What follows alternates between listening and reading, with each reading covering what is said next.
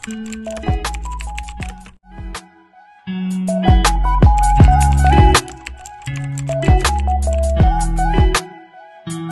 nga ba ang kahalagahan ng pagdidilig at paglilinis?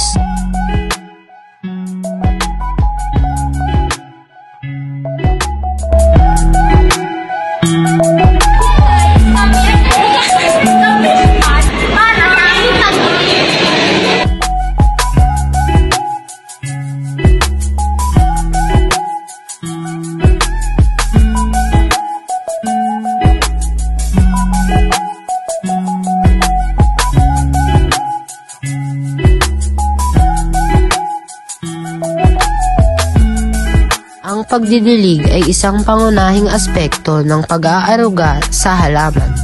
Ito ay nagbibigay ng sariwang tubig na kinakailangan ng halaman para sa proseso ng photosynthesis at pang-araw-araw na pangangailangan nito.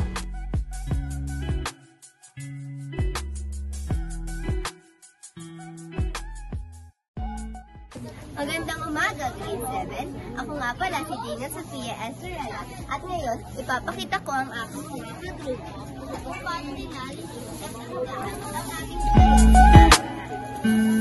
Ang paglinis sa paligid at gulayan ay nagbibigay daan para sa pag-iwas ng pagdami ng peste at sakit.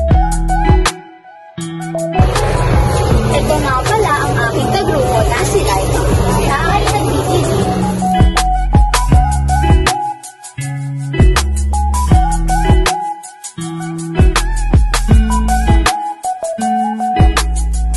Ang paglilinis ay nagtuturo sa mga mag-aaral ng kahalagahan ng kultura ng kaayusan at kalinisan.